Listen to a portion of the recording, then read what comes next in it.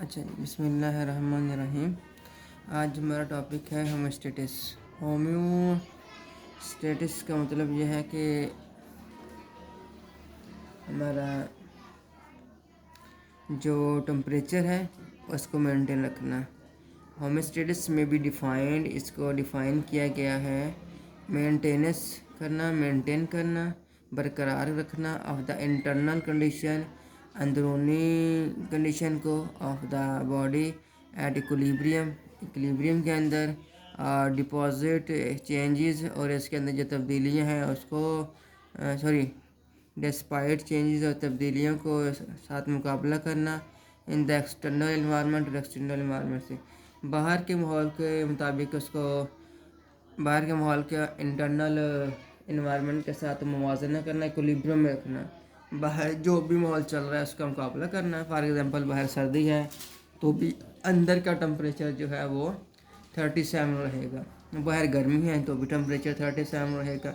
बाहर के मौसम का अंदर वाले मौसम के ऊपर फ़र्क ना पड़े, इसके बरकरार रखने को हम कहेंगे होमोस्टेटिस। ठीक है, टेम्परेचर जो है टेम्परेचर और कोई भी इफेक्ट जो है वो अंदर चेंज ना हो पाएगा और बिल्कुल हर चीज़ रेगुलेट होकर काम करती जाएगी। फॉर एग्जांपल सर्दी आ गई, बाहर 0 सेंटीग्रेड आ गया और अगर अंदर 0 सेंटीग्रेड हुआ तो खून तो जम जाएगा, खून के अंदर जो पानी है वो जम जाएगा तो बंदा ख़त्म हो जाएगा। इसलिए कि खून चलता रहेगा, दिल धड़कता रहेगा तो इंसान ज़िंदा रहेगा और अपनी सेहत में रहेगा और कामयाब रहेगा। तो इस सेहत को बरकरार रखने के लिए अल्लाह ताला ने एक सिस्टम बनाया है कि जो है जिस इंटरनल बॉडी टेम्परेचर जो कांस्टेंट रहेगा, बाहर वाला जो बॉडी टेम्परेचर है जब चेंज होता रहे तो कोई मसला नहीं। अब ये होगा गर्मी होगी तो बाहर जो है वो हमें पसीना आना शुरू हो जाता है, पसीना आने से जिसम अंदर टेम्परेचर फिर रेगुलेट। अब बाहर का टेम्परेचर हो गया 50 सेंटीग्रेड और अंदर का 37। अब अंदर से गर्मी जो लग रही थी वो पसीना बन के बाहर आ रहा और पूरी जल्द गीली हो गई, टेम्परेचर बरकरार रह गया बाहर वाले टेम्परेचर से। और जल्द का टेम्परेचर थोड़ा सा कम हो गया और जल्द वाला टेम्परेचर से अंदर वाला टेम्परेचर ज़्यादा कम हो गया। इस तरीके से जो एक कॉन्सेप्ट एक जो है ना सीक्वेंस बन गया।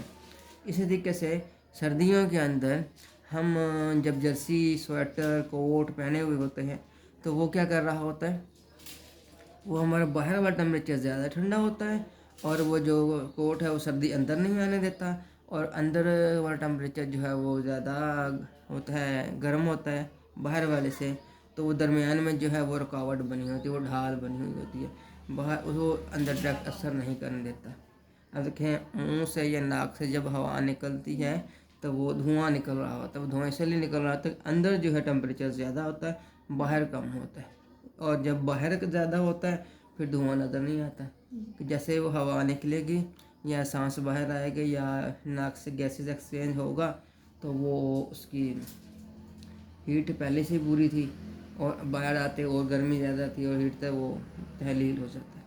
ठीक है, अब इसमें हमने ये देखें यहाँ लिखा है for example the core temperature of the human body, इंसान का जो मुकम्मल टेम्परेचर जो है हम इंसानी जिस्म का रिमेन एट अबाउट 37 सेंटीग्रेड, जो कि 37 सेंटीग्रेड ही रहता है। और डिस्पाइट फ्लक्चुएशन का मतलब होता है उतार चढ़ाव इन द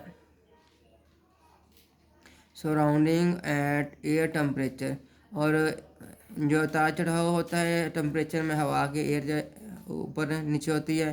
तो similarly the blood glucose level remain about 1 gram per litre despite eating a meal rich in the carbohydrate. ठीक है, और जो है इसी तरीके से हमने पूरे खून के अंदर सिर्फ 1 ग्राम जो है ना वो ग्लूकोज होता है खून के अंदर, एक लीटर के अंदर 1 ग्राम ग्लूकोज होता है।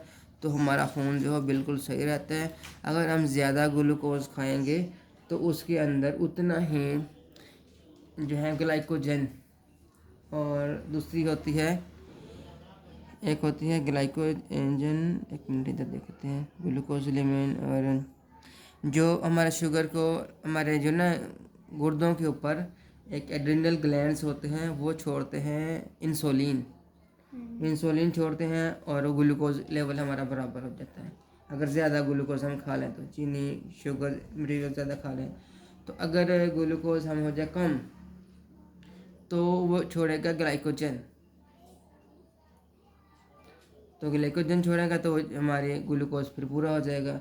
तो इस तरीके को बरकरार रखने के लिए बॉडी को मेंटेन रखने के लिए सिस्टम पूरा बना हुआ है। फॉर एग्जांपल अगर वो एड्रिनल ग्लैंड्स काम ही नहीं करते तो आप ग्लूकोज चीनी खाएंगे, ग्लूकोज आपका बढ़ता जाएगा और आपको शुगर हो जाएगी, जिसे कहते हैं डायबिटीज़ मेलिटस। और उस शुगर होने से क्या होगा कि वो बीमारियां बढ़ती जाएंगी और आपका जो है शुगर लेवल हाई हो जाता है। जब आप शुगर की गोली खाएंगे वो भी ये काम करेगा कि आपके ग्लूकोज को या तो खून से खारिज कर देगा या ग्लूकोज का जो लेवल है वो मेंटेन रखेगा।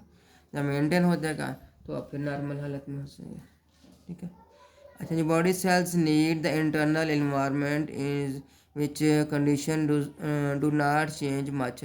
जो जिस्म के सेल्स हैं वो ज़्यादा कंडीशन में कम ज़्यादा नहीं होते। Stable internal condition are important for the efficient functioning of the enzymes. ठीक है। जो एंजाइम्स में स्टेबल फंक्शनिंग नहीं होती, एंजाइम्स के अंदर क्या भी जो है उसका फंक्शन है वो स्टेबल नहीं होता। अगर सेल्स को लेंगे तो एक स्टेबल टेम्परेचर पे चल रहे होते हैं, कम ज़्यादा ज़्यादा टेम्परेचर कम ज़्यादा ना हो तो वो सही कर रहे। और एंजाइम क्या है, वो भी एक जो है ना उनका एफिशिएंट फंक्शनिंग करने के लिए उनको जो टेम्परेचर की ज़रूरत होती है वो भी एक इंटरनल स्टेबल टेम्परेचर, उनका जो टेम्परेचर है उसके मुताबिक हमने पीछे 9th क्लास में पढ़ा था कि एंजाइम का एक ऑप्टिमम टेम्परेचर होता है, ऑप्टिमम पीएच होती है कि अगर टेम्परेचर उस टेम्परेचर से बढ़ेगा तो एंजाइम काम छोड़ देगा, अगर कम होगा तो भी एंजाइम काम छोड़ देगा। इसको हाँ मेंटेन रखना बॉडी का ड्यूटी है, तो आगे काम करना फिर एंजाइम की ड्यूटी है। ठीक है। which of the following process are in which of the following are some process of homeostasis। अब इसमें से ये 3 प्रोसेस हैं होमोस्टेटिस के। ऑस्मो रेगुलेशन, ऑस्मो रेगुलेशन का मतलब the maintain in the amount of water and salt in the body fluid. ठीक है। ऑस्मो रेगुलेशन का मतलब ये है कि बॉडी के टेम्परेचर को मेंटेन करना, सॉरी बॉडी में साल्ट और वाटर को मेंटेन करना। ठीक है। पानी को और नमकियात को बॉडी के फ्लूइड में, बॉडी के जो है मादा है उसके अंदर वो पूरा करना है। वो फ्लूइड कौन सा है, ब्लड है और टिश्यूज़ फ्लूइड है, जो खून है और टिश्यूज़ फ्लूइड के अंदर। जैसे कि हम जानते हैं कि relative amount of the water and salt is body fluid and include cell control the process of diffusion and osmosis. के हम जानते हैं, पीछे पढ़ा है पिछले 9th में कि ऑस्मो रेगुलेशन जो है उसका है डिफ्यूजन ऑस्मोसिस से होती है। ऑस्मोसिस का डिफरेंट पढ़ा है ना कि जहाँ बॉडी का मतलब कंसंट्रेशन कम हो गई जहाँ नमकियात की और पानी की, तो हायर कंसंट्रेशन से लोअर कंसंट्रेशन की तरफ आ जाएगा तो वो हो जाएगी डिफ्यूजन, और लोअर कंसंट्रेशन से हायर की तरफ जाएगा तो वो ऑस्मोसिस हो जाएगी। ठीक है। तो which are essential for the functioning of the cell, जो कि बहुत ज़रूरी है काम करने, सेल के काम करने के लिए, सेल के फंक्शनल होने के लिए बहुत ज़रूरी है। Recall the concept of tonicity grade 9th biology. मतलब उसने कहा दोबारा आप, हमने वहाँ टॉनिसिटी पढ़ा था जिसको कहते हैं osmosis, internal osmosis, external osmosis और पैराटोनिक, हाइपोटोनिक और हाइपरटोनिक। अब हाइपोटोनिक, आइसोटोनिक और हाँ आइसोटोनिक, पहले आखिर में आइसोटोनिक आता है, उससे पहले हाइपो और फिर हाइपर। 3 हाइपरटोनिक, हाइपोटोनिक और आइसोटोनिक, ये 3 और टॉनिसिटी के कंसेप्ट जो 9th में हमने पढ़े थे ये आ गया। अब है ऑस्मोसिस की वजह से वो होते हैं। अभी जो है इसी वजह से ऑस्मोसिस की वजह से उसको ऑस्मो रेगुलेशन कहते हैं। अब थर्मो रेगुलेशन जो है बॉडी का, थर्मो नाम से ज़ाहिर है, थर्मामीटर और थर्मो कहते हैं टेम्परेचर को। The maintain of the body temperature is called thermo regulation. अब इसके अंदर बॉडी का टेम्परेचर मेंटेन रहता है। The enzyme of the body work best at particular temperature. Enzyme जो ख़ास टेम्परेचर पे सही काम कर सकते हैं, अदरवाइज नहीं कर सकते हैं, उससे कहते हैं ऑप्टिमम टेम्परेचर। और any change in the body temperature में effect the functioning of enzyme. कुछ भी टेम्परेचर में थोड़ा बहुत फ़र्क आ जाए तो वो फिर एंजाइम के काम में फ़र्क आता है। अब टेम्परेचर कैसे होता है, आपका टेम्परेचर 98 फ़ारेनहाइट है, 37 है टेम्परेचर, उससे अगर आपका बढ़ गया 1-2% तो फिर आपको जिस्म में सुस्ती, आपके जिस्म के ब्लड सेल्स टूटना शुरू हो जाएंगे और आप जो है बुखार की शिकायत हो जाएगी कि ये इसको फीवर हो गया है। अब वो 102, 3, 4 पर जाता है तो बढ़ता जाता है, और अगर 105 पर चला जाए तो ब्लड इतने सेल्स इतने टूट चुके होते हैं कि फिर वो दोबारा रिकवर करने बहुत मुश्किल हो जाते हैं, तो फिर उसमें बचत के चांसेस बहुत कम हैं। तो अब एक्सक्रीशन का मतलब एक्सक्रीट करना, किसी चीज़ को निकालना, ठीक है। It also a process of homeostasis, ये होम्योस्टेसिस का एक प्रोसेस है। In this process the metabolic waste are eliminated, metabolic waste are eliminate करना, निकालना, बाहर निकाला जाता है फ्रॉम द बॉडी, जिस्म से, to maintain the internal condition is called equilibrium. अब जिस्म को इक्विलिब्रियम में रखने के लिए जिस्म का जो वेस्ट मटेरियल है उसको बाहर निकाला जाता है, उसको कहते हैं एक्सक्रीट करना। जब वो बाहर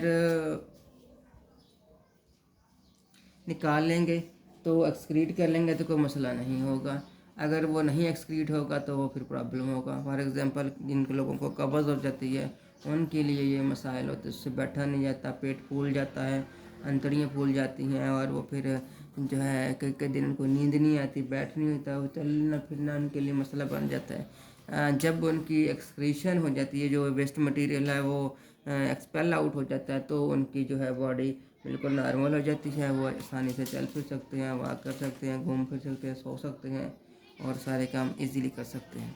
इसमें आपने सिर्फ होम्योस्टेसिस की तारीफ याद करनी है इतनी, यहाँ से लेके यहाँ तक, और इसका एक एग्जांपल याद कर लेनी है, ये वाली ये 37 यहाँ तक, ठीक है। बाकी चाहे ना याद करें, और ये ऑस्मो रेगुलेशन की ये पूरी कर लें, और थर्मो रेगुलेशन और एक्सक्रीशन, ठीक है, काफ़ी है इतना। चलें, बाकी इंशाल्लाह फिर कर पाएंगे।